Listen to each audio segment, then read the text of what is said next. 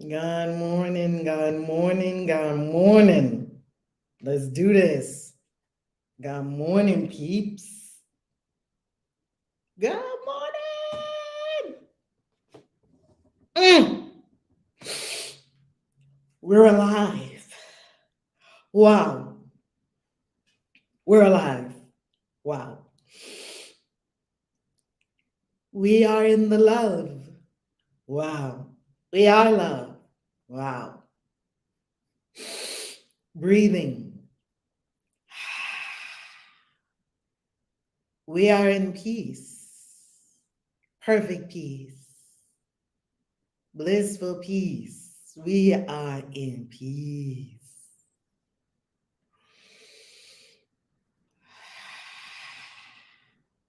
We are in endless joy. Endless joy. Endless joy.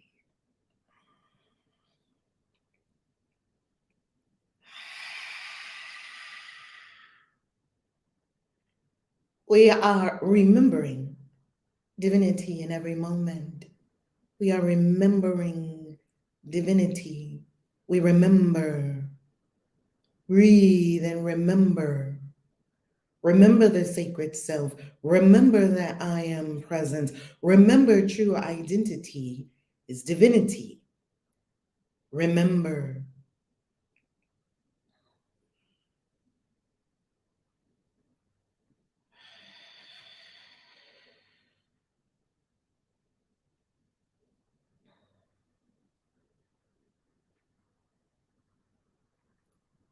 With a quiet mind and an openness, a willingness and acceptance, we now engage the wisdom of A Course in Miracles.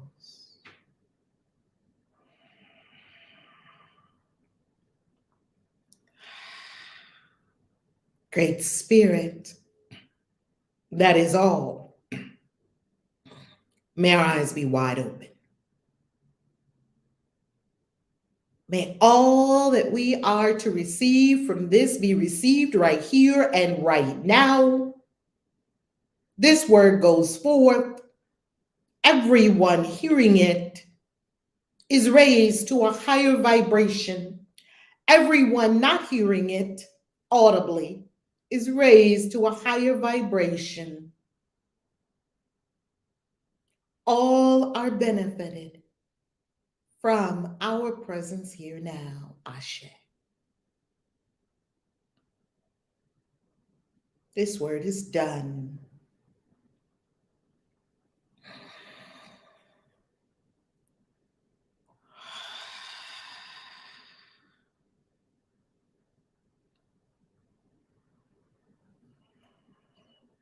Good morning. Good morning, beautiful peeps. Good morning. Day 348. Oh my goodness, peeps. I'm going to cry that I won't see you every day. After 17 more days, 17 more days, 17 more days, and we will be complete. We will have honored our commitment to this universe of life that the universe, Holy Spirit, God, Mother, Father God, Great Spirit, all of the energy of this universe caused us to be able to complete in excellence our commitment that we set out on January 1st to do, and that is to be present here every day for 365 days straight. Only God. Only God. Only God. Ooh, only God. Lesson 348. The Lesters are traveling. They'll be back in the studio with me tomorrow. They will be back in the studio with me tomorrow. I know that their travels have been incredible, amazing. They're probably somewhere in Milan right now. They went to Germany, then Milan, then Greece. Tomorrow, when we see them on Friday, no, actually, we won't see them tomorrow. We'll see them Friday. Friday, when we see them, oh, they may still be on a plane right now. Okay, I don't know where they are. All I can say is this: we know the love of God is right where they are. We know they are blessed in everything they do and every place they go to. We know their travels are abundant and magnificent and spectacular and beautiful and better than they could have ever imagined. We know this. And we know that they're living the God life. So when you see them again on Friday, I believe they'll be with us in the studio on Friday. They will be in Greece. They'll be coming to us from Greece. And wow, they'll share with us what their soul excursion has been like to Greece. Quite incredible. Quite incredible. Incredible. Pardon me. I've been drinking watermelon juice this morning. Nothing like waking up in the morning and drinking some pure watermelon juice. Hold on.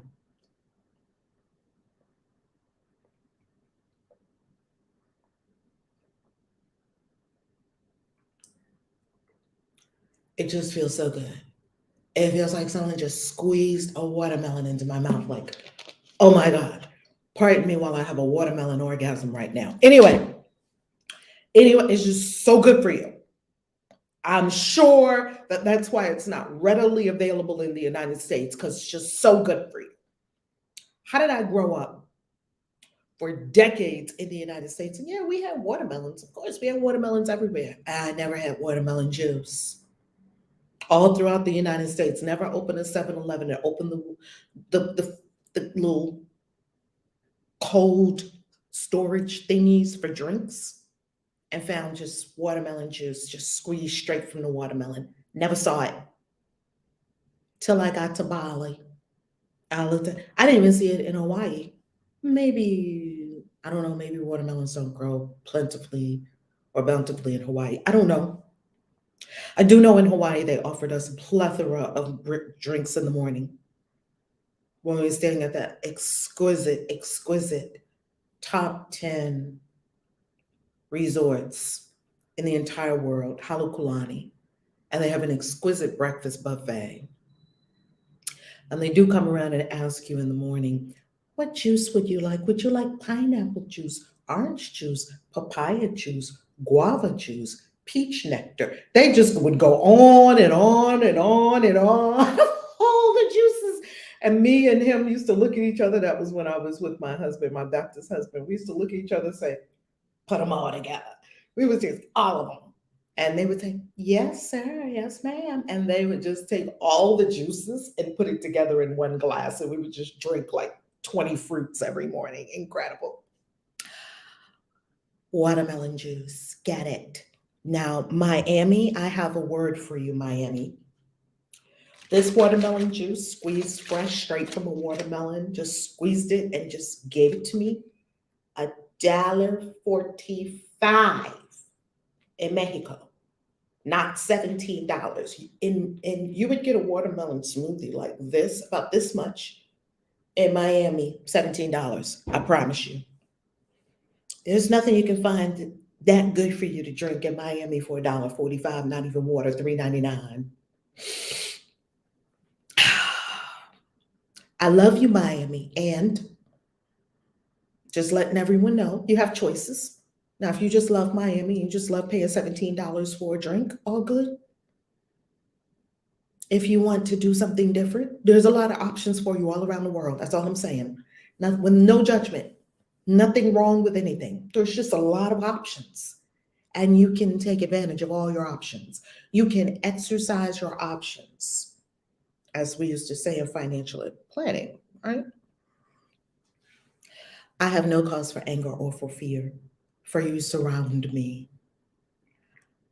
Tell yourself, I have no cause for anger or for fear, for you surround me. I have no cause for anger or fear, for you surround me. I have no cause for anger or for fear, for you surround me. I have no cause for anger or for fear, for you surround me.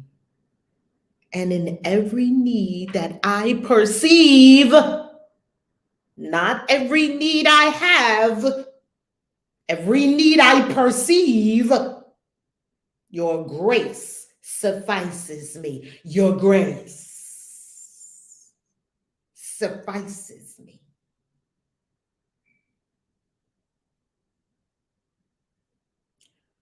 We heard it in the Bible, your grace is my sufficiency. We hear it here again, your grace suffices me. All I need do is remember who I am. And in every need I perceive, I'm perceiving a need. I don't really have any needs. You don't have any needs. No one has any needs.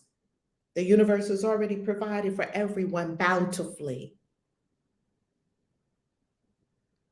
In every need that I perceive. That's my mind getting in the way of the flow of universal abundance. That's my mind. And it is not so. Your grace suffices me, your grace.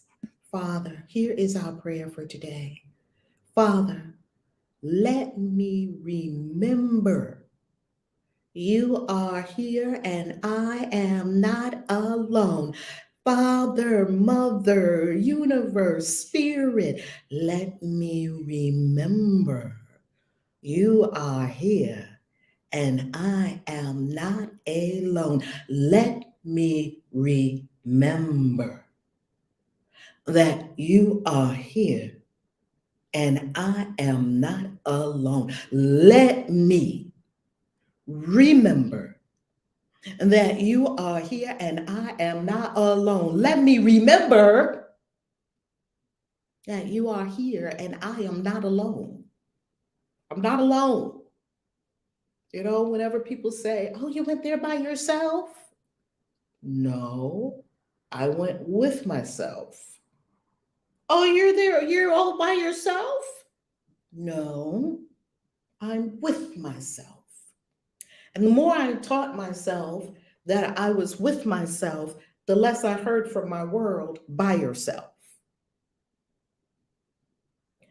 Surrounding me is everlasting love. Tell yourself, feel it right now. Surrounding me is everlasting love. Tell yourself, feel it right now. Surrounding me is everlasting love. Again, surrounding me is everlasting love. Again, see it as a ball, a great ball of light. Surrounding me is everlasting love. See it expand. Surrounding me is everlasting love. See it surround your house. Surrounding me and my house and all that is mine is everlasting love. See it encompass the whole globe. Surrounding us is everlasting love. See it encompass the entire galaxy. Surrounding us is everlasting love. Surrounding me is everlasting love. I have no cause for anything except the perfect peace and joy I share with you. You don't have any cause to be afraid. When we are surrounded by everlasting love, there's nothing to cause us to be afraid when all I am doing is sharing the peace and joy of my mother, father, God. There is no cause for anything except the perfect peace and joy I share with God. There's no cause for it. There's no reason for it. There's no reason for anger. There's no reason for upset. There's no reason for bickering. There's no reason for conflict. There's no reason for drama. There's no cause for it. There's no cause for fear. It's causeless.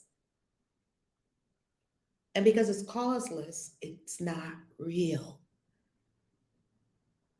What need have I for anger or for fear? What am I going to use it for? Surrounding me is perfect safety. Surrounding me is perfect safety. But in Mexico, surrounding me is perfect safety. But on a plane, surrounding me is perfect safety. But in a car, surrounding me is perfect safety. With my kids in a dangerous neighborhood, surrounding me is perfect safety. It doesn't change. It's not circumstantial. It's not here and not there. It's not up and down. It's not willy-nilly. It's not fickle. It's not according to where you find your body. Maybe I'm in a safe place. Maybe I'm not. No. It doesn't say, oh, well, you might be safe if you stay in the safe places, but if you go into dangerous places, you're probably not safe. It says surrounding me is perfect safety. That means wherever I go, surrounding me is the perfect safety of God. And I need to remember that and know it and act like I know. It doesn't mean that I'm foolish. It means I follow this inner guide, and the inner guide will show me which way to walk and which way to go, and I'm always safe. Tell yourself, surrounding me is everlasting love. Surrounding me is perfect safety. Surrounding me is everlasting love. Surrounding me is perfect safety. You can be confident in that. You can stake your life on it because it's the only thing that's kept you alive up until this point is perfect love of the universe. The perfect love of Mother, Father, God is the only thing that has kept all of us alive up until now. No, it wasn't because you knew how to live your life. It wasn't because you got the right food. It wasn't because you got the right people around you. It wasn't because you always had a roof over your head that you created. It wasn't because you had a plethora of money. No, you are here and in existence because of the perfect love of the universe and nothing else. Now, everything else you did, you were playing, and the universe guarantees you perfect love. Now, what you do with it and how you act and how you carry yourself, it's all up to you. Can I be afraid when your eternal promise goes with me? How can I be afraid when I have the eternal promise of Spirit? How can I be afraid when I have the eternal promise of God? How can I be afraid when I have the eternal promise of Source? How can I be afraid when I have the eternal promise of safety and love forever and ever? Amen. Surrounding me is perfect sinlessness. We got to get this. We get to get this. We get to get this, family, because we have been taught so many things. We've been hoodwinked, run amok. That's what Malcolm told us. Y'all been hoodwinked. You didn't land on Plymouth Rock. Plymouth Rock landed on you. He was attempting to take the scales from our eyes. You've been bamboozled. Wow. I was hoodwinked, bamboozled, run amok, lied to. And the lies were persistent, and they persist to this day. They persist to this day, the lies. We can be swimming in a sea of lies. Your job is to stay in truth. Your job is to stay in peace. Your job is to stay in the eternal joy and peace of God. Your job is to stay in perfect sinlessness. Your job is to emanate and vibrate love and harmony and peace and joy and perfect sinlessness and wholeness to the entire universe. That's your job. Just stay in the truth. Surrounding me is everlasting love. I have no cause for anything except the peace and joy I share with God. I'm only going to be in the peace and joy I share with God. Make it a decision. Make it a determination. I'm not going to be whipped into upset. I don't care how close the people are to me. My kids, my grandkids, one of my grandkids, until we made perfect peace with this, I had to make perfect peace with this because Mr. Enzo used to take me all the way. Why can I say it was Mr. Enzo? I used to go all the way to the edge in response to Mr. Enzo because Mr. Enzo, he will escalate, and Mr. Enzo was fucking throwing chairs in kindergarten, okay? You tell him left, he's going right. You say up, he's doing down, okay? Mr. Enzo ain't taking no tea for the fever. He ain't listening to none of y'all. Just like me. And he would let you know. You're not telling me what to do. He would actually look at you. I would be like, oh, this kid. And I was operating from fear. Before I made peace with Enzo, before I made peace with myself, that Enzo was showing me. And here was the fear. Here was the deep rooted fear. The fear was, if we don't get Enzo all the way together, the system is going to take him. They're going to find a way to lock him up forever. They're going to find a way. That's not perfect peace and joy to have that thought. The thought is Enzo is surrounded by everlasting love. I am surrounded by everlasting love. We are all surrounded by everlasting love. The kindergarten teachers are surrounded by everlasting love. And we just go to the school and we just hold love. And then after a while, we started shifting the energy. I began shifting the energy within myself with regard to Enzo.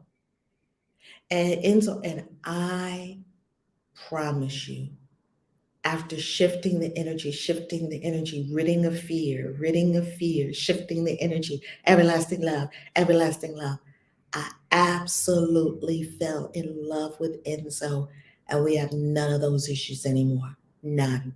He's just peaceful. He's just peaceful. I experienced Miss Peaceful because I'm peaceful. And I was in a disruption. And so Enzo showed me I was in a disruption. Now, because it's not acceptable for me to throw chairs in kindergarten.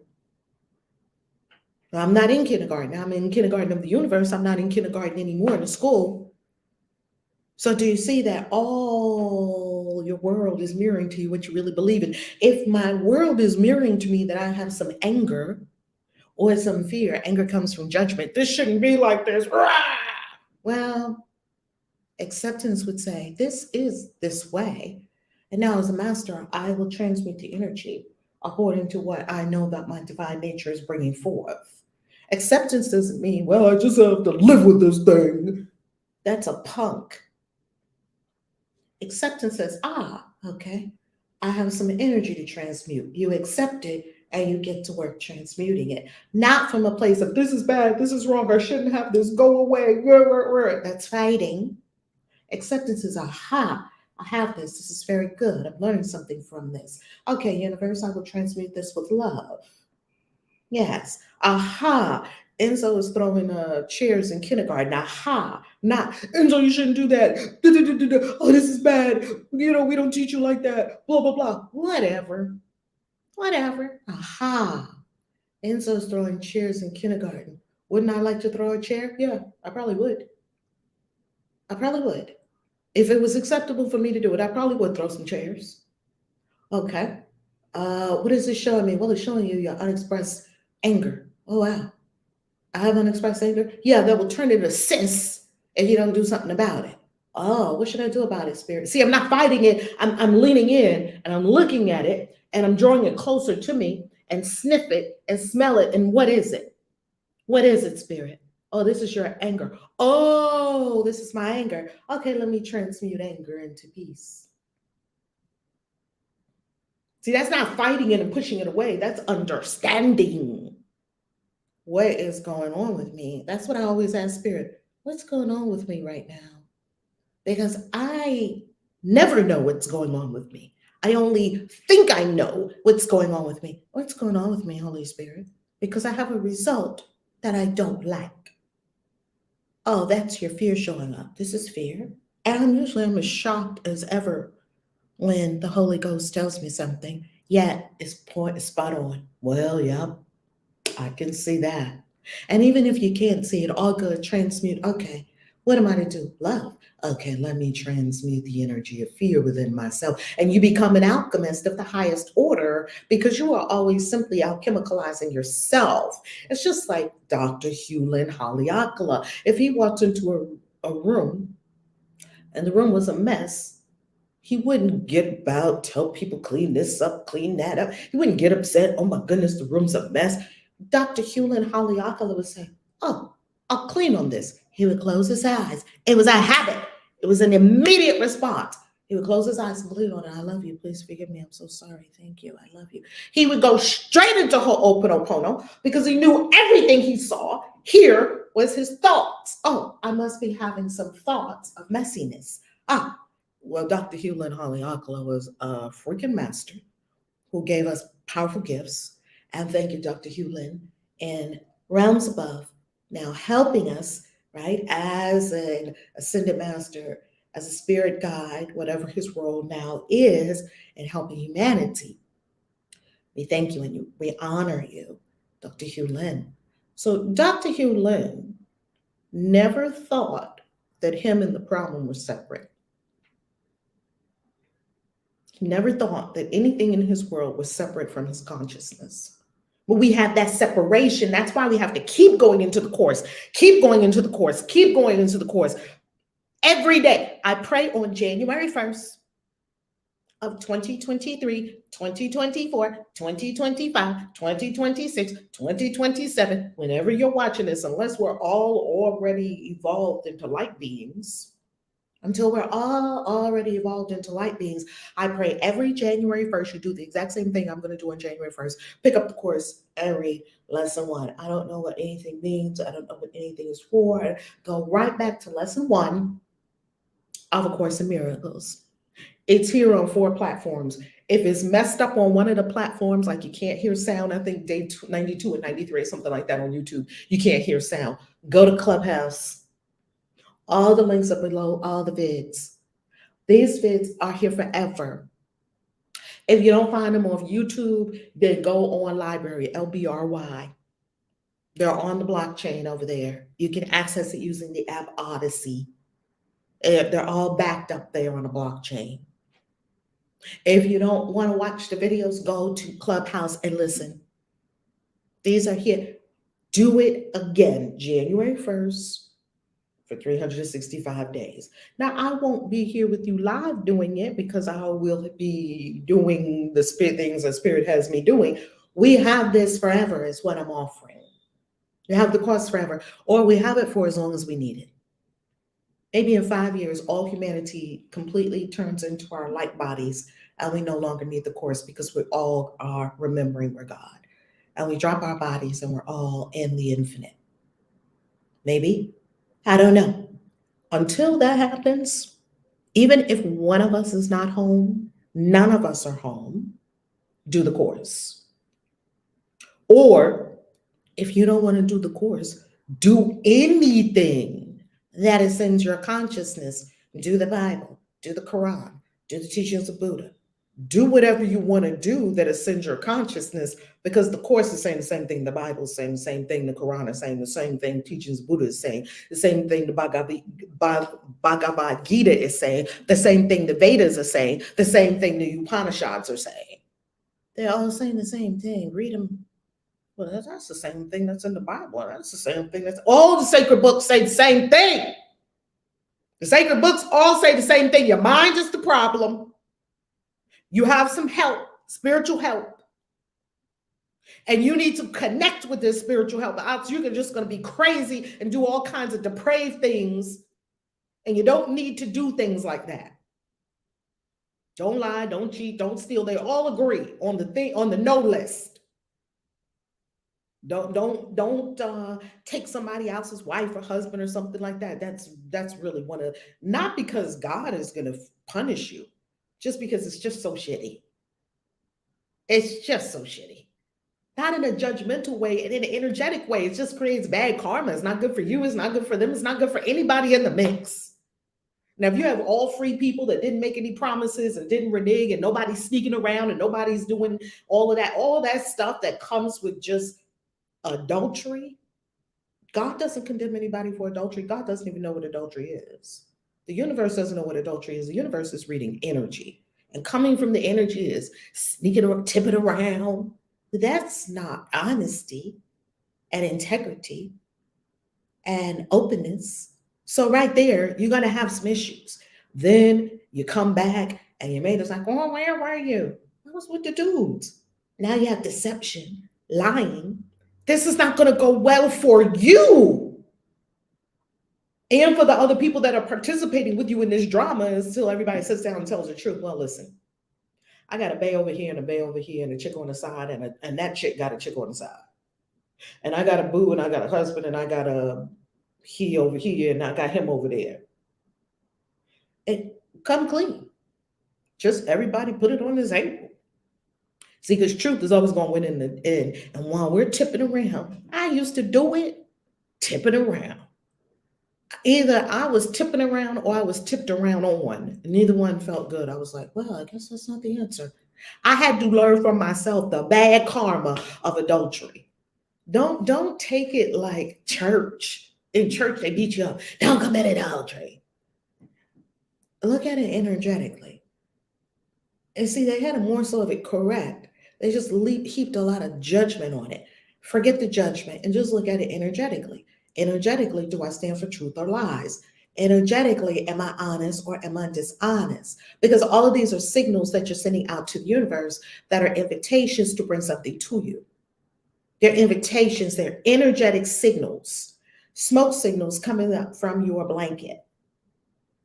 And it's saying, if I stand at dishonesty, I want more dishonest experiences so that I can understand what dishonesty really is and choose if I want, and see if I want to continue choosing dishonesty. It's a very non-judgmental system. It just gives you whatever you're asking for. Anything. And it doesn't give you what you're asking for with your mouth. It gives you what you're asking for energetically. So energetically, what are you doing? I'm tipping around. Okay, it's going to give you more of tipping around. The universe is not judging tipping around as bad or good. The universe doesn't have any judgment. It doesn't have any good or bad, wrong or right, evil and all that. It doesn't have those concepts. Those do not exist anywhere other than in the lower human mind. And so therefore, the lower human mind is feeling all guilty. Oh my God, I feel so guilty. God doesn't condemn and God doesn't forgive. God doesn't have to forgive because God never condemned. We do that. And so you just have to ask yourself, when you actually are tipping right in the middle of it, ask yourself, what energetic signal am I sending to the universe? And do I want this returned to me? If the answer is yes, great, keep going. If the answer is no, I think I want to make a different choice. That's all, no judgment, no emotion, no drama. Do I want to choose A or B? And when you choose door A, just like on that show we used to watch when we were little, Truth or Consequences, I think that was the name of it. You can pick door A, B, or C. And you hope the brand new car or the brand new washing machine or something like that is behind the door you're picking. And they would tell you behind one door is a house. Behind another door is something else. I don't know. And ooh, and the audience is like, pick A, pick B, pick C, C. And you go, C. And they open the door, and it's a goat eating some hay. They used to get people with that goat sometimes on that show because they would have buffoonery on that show. They would have like gotcha. It wasn't a car, it wasn't a house, it was a goat eating hay. It would have a goat sitting there next to a pile of hay. And the goat would just be chewing on the hay, looking at you like, yeah, you picked me. And now you have a goat with hay. You see, and then all you have to do, that's what the universe is doing all the time. It gives you doors, and you just pick one. Here's the cheating door. Here's the just tell the damn truth to everybody door. Here's the I'm going to be with myself door. You don't know what's behind the door until you open the door and go through it. You have to pick one. And so what we are doing here, family, it's very easy. Look, don't fall into this trap, family.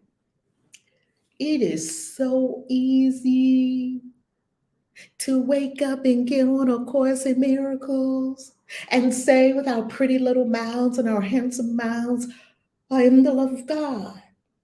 I'm the peace of God. I'm surrounded by the joy of God. I don't have any reason to fear.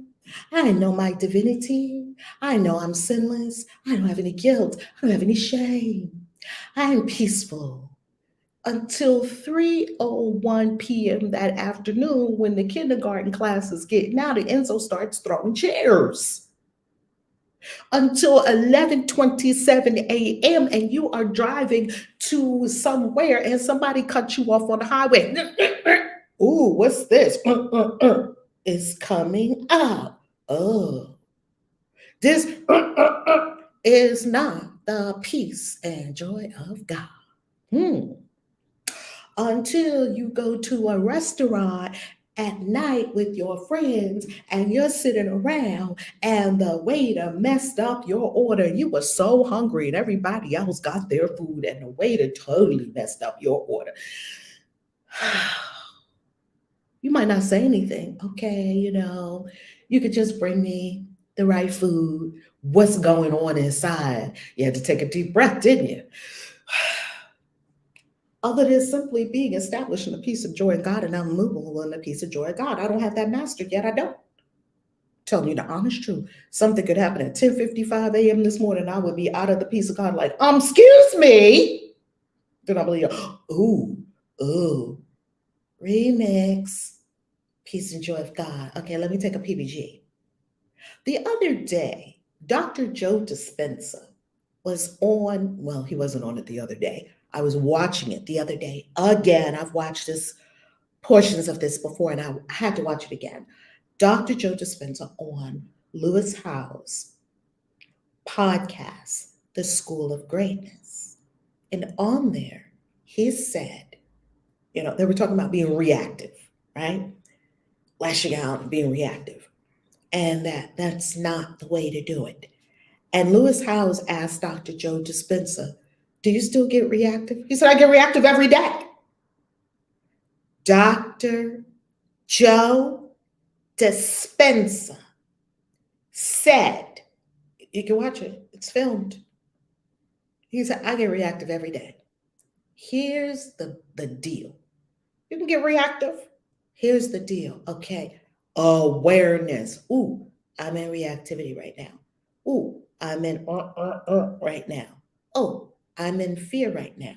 Awareness, present moment awareness. Ooh, I see myself going Mach 10 hair on fire. I see the escalation, or I see the devolvement.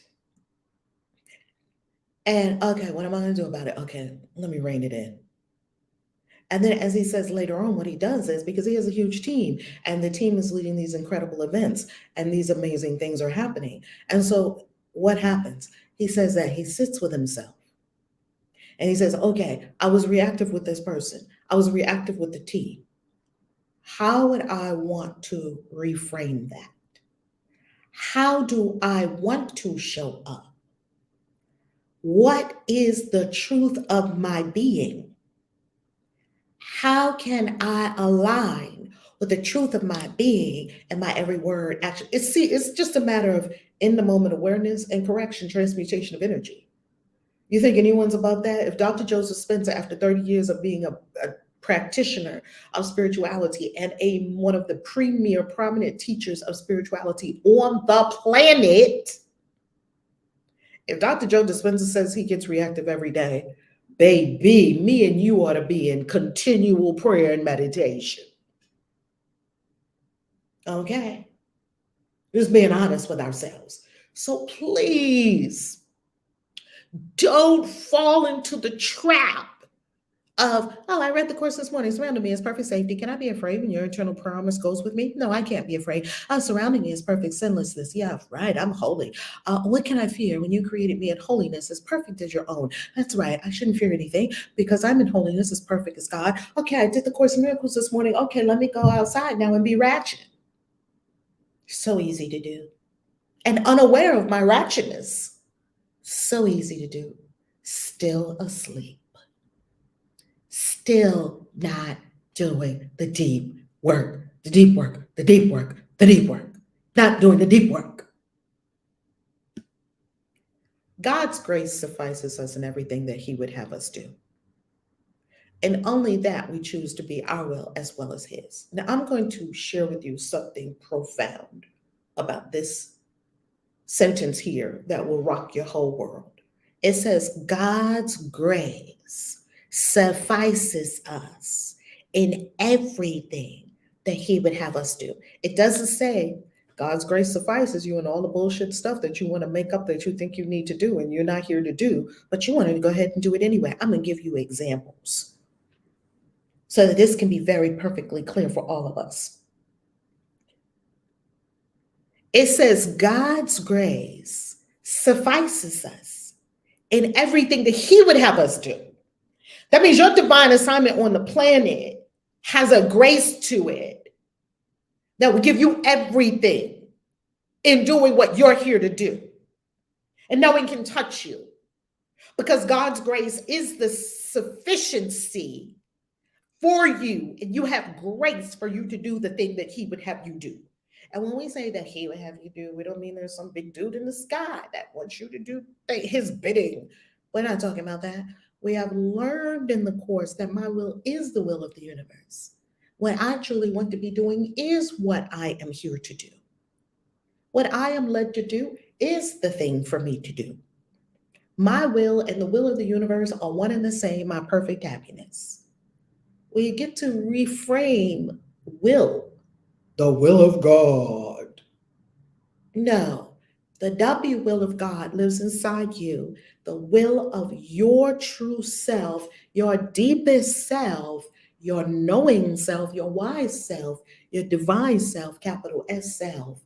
That will, the thing you truly, truly want to be doing, and you know what it is, that is the divine's universal will for you. And in that, you have grace for everything. Now, what does that mean? Let's make it practical. I've had clients tell me this. Oh, I got to take care of my mom. Oh, I got to take care of my dad. Oh, I got to take care of these grandkids. Oh, I got to take care of Pookie Sue and Bobby Doo.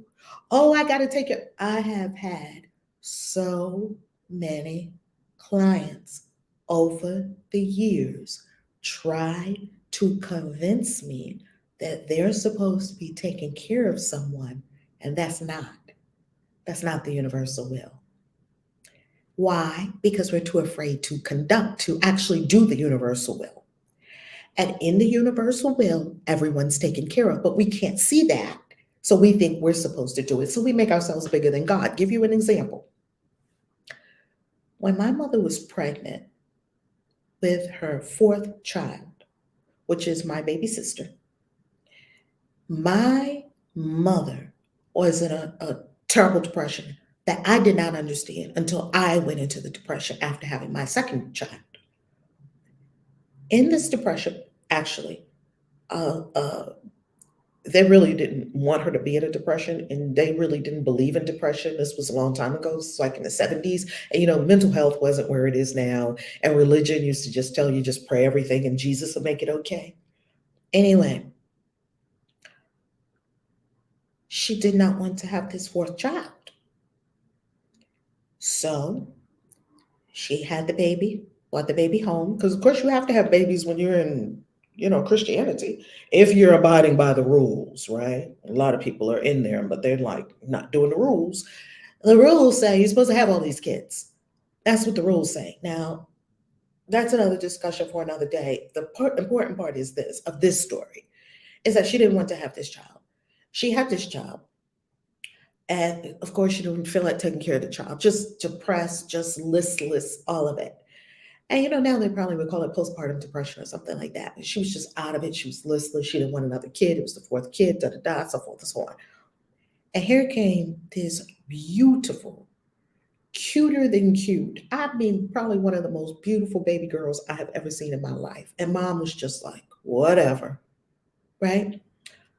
I thought the child was a doll. So I was 13.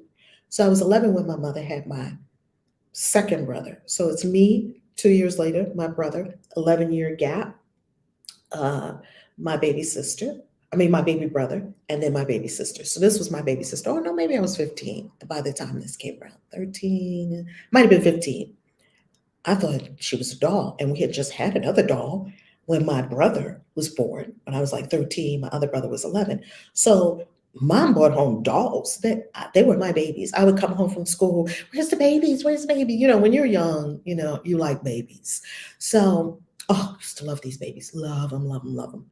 And so I just took it like, oh, mom doesn't want her. I'll take her. And I just had that baby and play with that baby. Used to take my baby. Everyone told me that they thought those two kids were my kids. Everyone told me that. I took them everywhere with me. Mom, can I take Michael and Alicia with it? Yep, take Michael and Alicia. Go right ahead. I would take Michael and Alicia here. And Michael and Alicia, I think for a while, probably thought that I was their mother, maybe, So anyway, years and years and years and years. Years and years. Finally, I get married, like in my 20s, to a good Christian husband, right? What the cult told me to do. And Michael and Alicia were in my wedding because these are my kids. So they're in my wedding. Michael and Alicia at the apartment, our new apartment. Michael and Alicia just always there. Michael, Alicia, Michael, Alicia, Michael and Alicia. It's almost like Michael, Alicia. It's like, when they put a couple's name together, right? Kim K or whatever they do. But anyway, years later, when my mother became, when she was dropping her body avatar, she was exiting. The means that came up for her exit was cancer. So she is having this experience. Now I'm at this point, just fellowship. I'm going to tell you exactly what this means. This God's grace suffices you in everything that He would have you do. Mom dropping her body avatar like, I'm out of here. I did what I came to do. 50 years of being a minister, incredible. Like this woman had faith beyond faith beyond faith. Like she would move mountains with a prayer, like faith beyond faith. Everybody knew her. It was incredible. What a life. Thank you, Mom. When she became ill, because I was disfellowshipped from the cult of Jehovah's Witnesses, I wouldn't be the one taking care of Mom, even though I was the oldest. My sister, the one she didn't want, said, I'm coming, knew in here that it was hers to take care of Mom. My sister moved in with my mom and dad. My sister did everything. My sister went with Mom because Mom chose a natural healing path. She did not do doctors. Doctors told her what was going on, and she was like, thanks.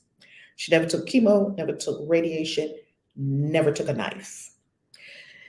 In regard to this, she had something going on in her colon. And so after they did the operation, that's how they found, when she was in the hospital getting the simple surgery and stuff like that, they found that she had this. And she was like, Mom was dropping her body avatar. That's what was going on. We had a hard time with it because we were like, oh, Mom's going to get better, better, better, better. So anyway, Mom went the natural route, just like her mother did. These are all witches. So they're not going to let doctors cut on them and take a bunch of pills and let you fry them and with radiation, all that. They're not doing that. Well, and they changed their diets. My grandmother, she was 90 something when they diagnosed her with cancer. And she was like, okay, well. And they were like, well, we can do this, we can do this, we can do this. She said, no, you're not. I'm going to eat some mushrooms. And she did that for years. And she was in years. Grandma was in hospice. The hospice where people were coming every day. How do you feel? She was like, I feel good. They were looking at her like, what is, they were scratching their heads. They took grandma out of hospice. They're like, she ain't dying fast enough.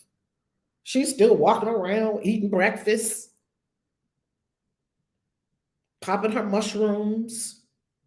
Grandma wasn't trying to anyway, grandma left when she was 90 something, and she was very happy, and she still had all her hair, and it's about her, and she was fully present, and she was in pain, and then she said, just give me a big dose of morphine. And both my mother and my grandmother had all this gorgeous hair on their head. That was one of the things that we used to sit there and braid their hair because it was just so long and beautiful and silver and silky and full. And they had their beautiful skin. They had everything. They were dropping their body avatar. And it's not anything you're going to be able to do when somebody's dropping their body avatar. Get used to the idea because we're all going to drop our body avatar. Well, Alicia, my sister, my baby sister, goes and is with Mom for the 2 years that Mom drops her body avatar. They go to the Hoxie Clinic down here in Mexico, where they do natural healing for people with, and advise you on diet and whatnot for people with different diagnoses from the Western world. And Alicia took care of Mom till Mom's last breath in that body avatar. She gave up the ghost and rose straight up. Alicia,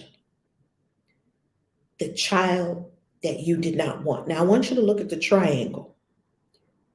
Mom had Alicia. I took care of Alicia. Alicia took care of mom. I got the God bumps because it's a divine triangle because you always have grace to do the things that you're supposed to do. For me, I was running home to grab the baby. That was my divine assignment in the triangle. For Alicia, she was running to take care of mom, not me. Of course, I visited my mother. Of course, I was in the hospital with her. Of course, I was at her house. Of course. That wasn't my divine assignment to be there with my mother every single day. That wasn't my, I wouldn't have got grace for that. That was someone else's assignment. And it says clearly in a lie from Science of Mind that if you are doing something that is not your thing to do, it means you are in your inappropriate space in the universe, which means you're holding up someone else from being in that space because you're in the wrong place. Move your butt to your right place so the other person can move it to that place. But we can't see that. We can't see the great organizing principles of the universe. We can't see the great wisdom of the universe that's working time over time over time. Do you think the three of us probably played this out in other lifetimes? Of course we did. Maybe one time I was the cousin, maybe I was the best friend, maybe mom was somebody else, maybe Alicia was somebody else. We played this drama out before. Why? Lessons in love and understanding the universal order. God's grace suffices us in everything that He would have us do. It sufficed me in taking care of the babies. It sufficed Alicia taking care of mom. And it sufficed mom in taking care of me and my brother before. Mom took such good care of me because mom wanted me and she was like, I'll show you, to her mother, right? How to be a good mother. Mom so wanted me and so poured so much love on me. Do you see? It's a triangle, baby. Okay, now let's go further. That's one example. You have grace for what God would have you do. And if you are not doing what God would have you do, you ain't got that same grace. You don't. You tired. You broke down. You frustrated. You trying to get help. Nobody's helping you because you're in the wrong place. You're not supposed to be doing that. But who would do it? We don't know until you fucking move your butt. You're in the way. You're in the way of the whole universe. The universe is going to find a way to move you. Here go the wheels of the universe turning. It's going to find a way to move you. You better move yourself joyfully and gently before something come along and move you. Oh, you going to move. Oh, you going to move. Because nothing stops the universal order. Nothing, not me, not you, nothing stops the universal order. When I found that, I was like, well, why don't I just align with what the universe is doing? Smart. Smart idea. So you're over here trying to take care of these kids that you're not supposed to be taking care of. I hope I'm stepping on somebody's toes. You're over here taking care of old people that you're not supposed to be taking care of. You're over here trying to take care of aunts and uncles and papas and daddies and mamas that abuse you.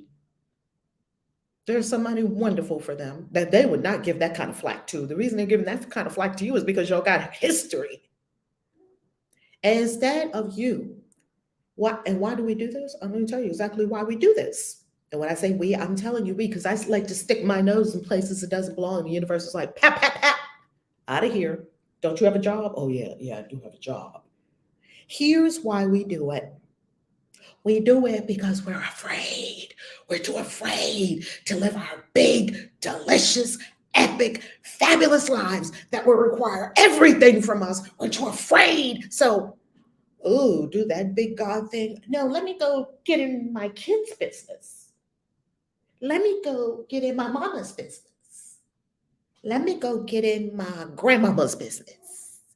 Anything other than do the big scary thing before me. Anything. Anybody have a distraction for me? Please, I need a distraction right now because I'm coming too close to doing the big God thing that the universe really would have me do. Anyone a distraction from anyone, please?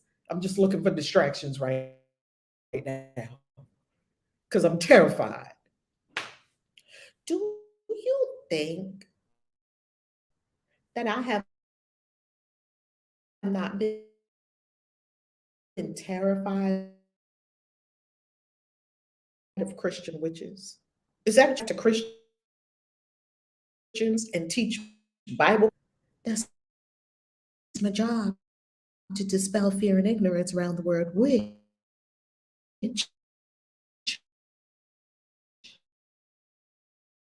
witchcraft and magic and the occult.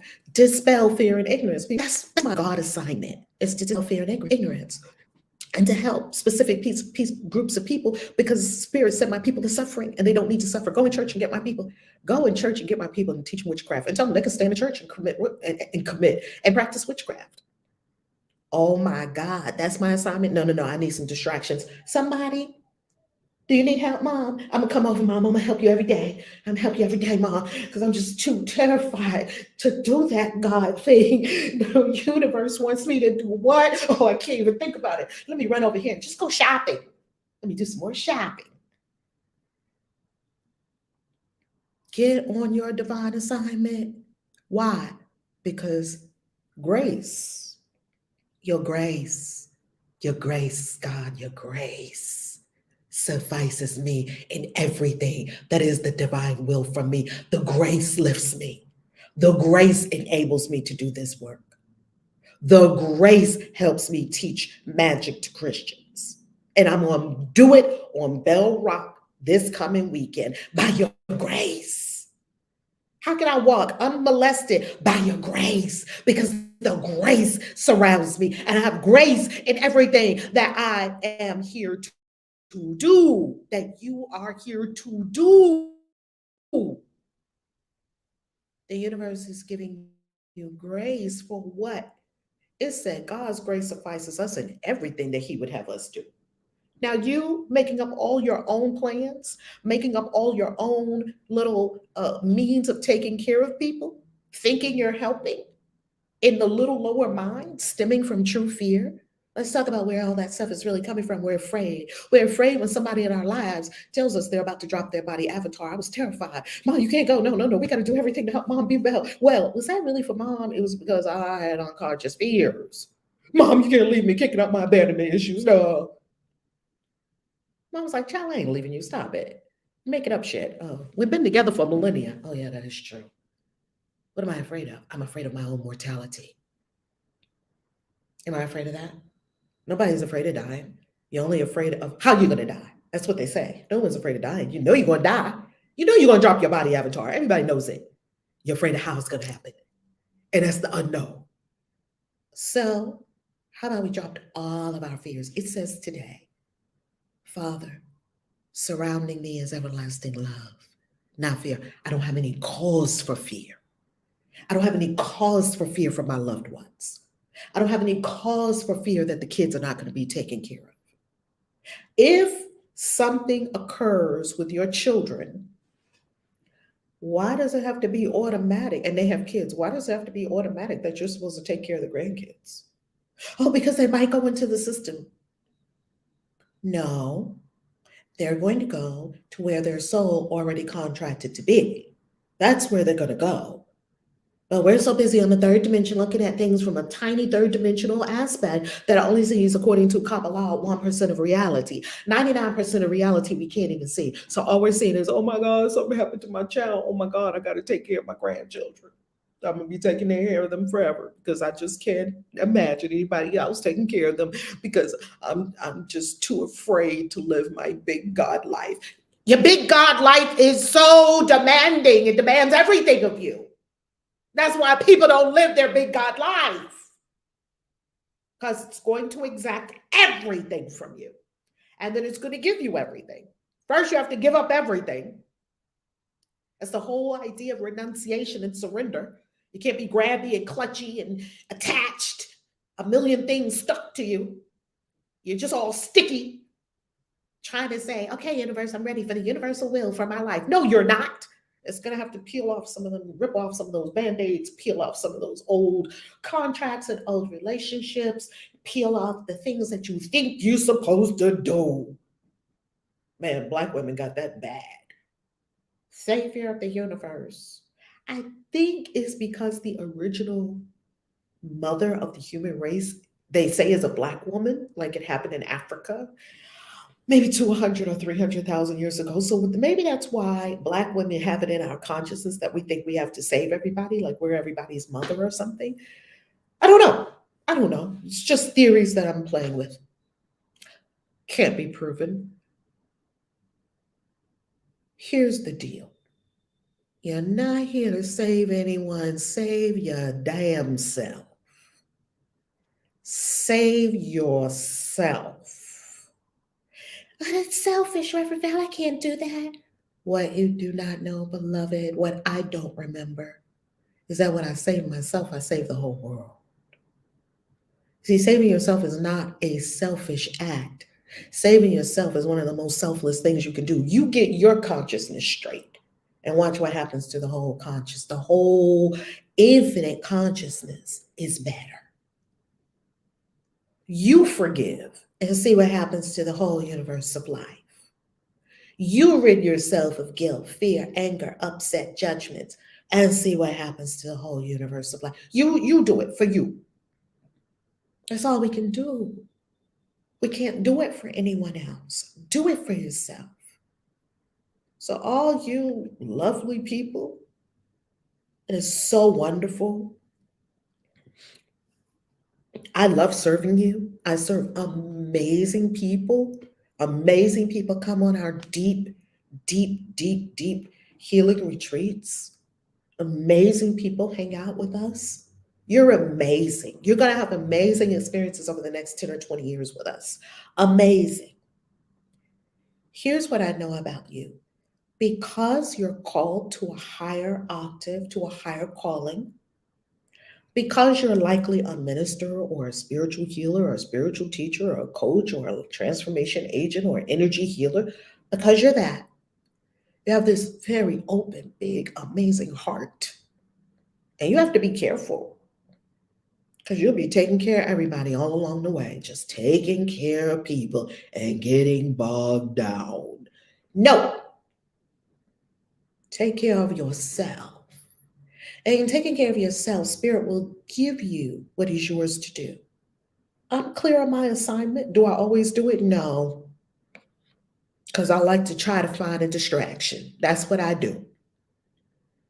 And then when I really get down in there, I'm like on it. Write the next Christian Witch book, during the next Christian Witch podcast, on the next podcast talking about Christian witches. You have an assignment. Not that some big God in heaven gave you. You choose it. You wanted to do it. Your big self. Your big self came here to save humanity. And your little self is scared shitless. That's all right. Because God's love surrounds me. I'm surrounded by the love of God. I'm sustained by the love of God. You're surrounded by the love of God. You have no cause for fear. You have no cause for anger. You are surrounded by the peace of God. There is nothing that you get to experience except the peace and joy of God because you're surrounded by the love of God. You've got to really not just say it. It's beautiful to say. You've got to live it, embody it, get it down into your toenails.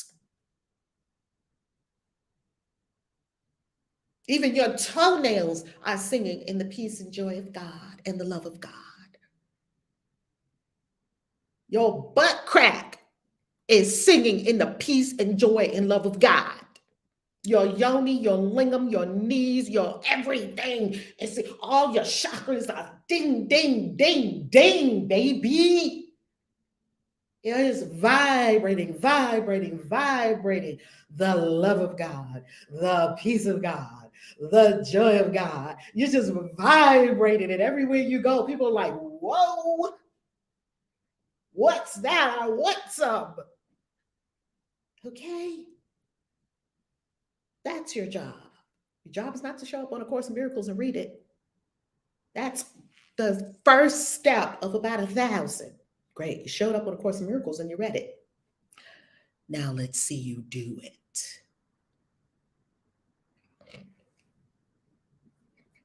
If you dare, let's see you do it. if you dare. Let's see. We don't know. How long? Come on, Najma. Najma Rashad said, yes, you on fire today, sis. Yes. Your grace suffices me, right, B. Edwards Bell? That's all we need. Like we are all on a mission from God, and the grace of God surrounds us, and that's all we need. Your grace is my sufficiency. That's all I need. I don't have needs. And every need I perceive, I'm making up needs. I don't really have needs. I'm making the whole shit up. I'm making it all up. And everything Nia said, fire. Come on, Nia. Can we feel it? Look, we coming down to the home stretch, right, Nia? And we got to get this. We're coming down to the home stretch. We only got 17 more days, family. Only 17 more days to do this together. We're in a global exercise together. I was talking to a sister. I love this sister in India who is going to be working with us, putting together our whole India thing. When you see what we're going to be doing in India in 2024, it is going to be beyond comprehension. Beyond comprehension. So we got 17 days, family, to get it while we're in this collective energy we've created. We've created a whole ball of love around the whole planet. Look at all, and around the whole in the whole cosmos. Look at all the meditations we did in the early days. We did the meditations in the early days to establish the force field that we would be working in for the rest of the year. We are in a 1-year initiation. This is a 1-year initiation.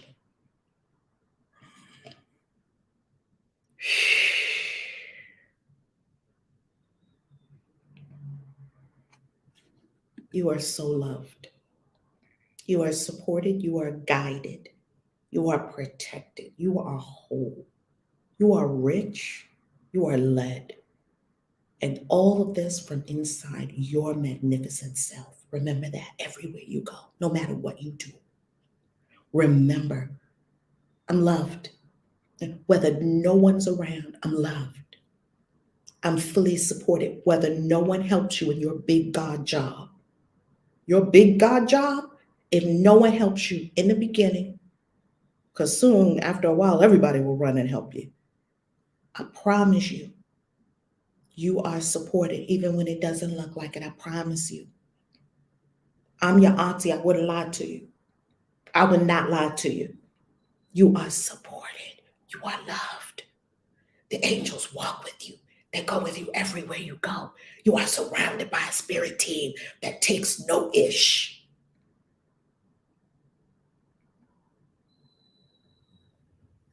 God's Garden Girl says, seems like just yesterday was 100 days left. And look at it. Here we are. Get it, family, while we're in this force field together for this year. You need to get everything you can get. Baby, don't leave anything on the table. Get it all. Get it all. I love you. God bless you. Kaisi out. Peace. ValerieLove.com.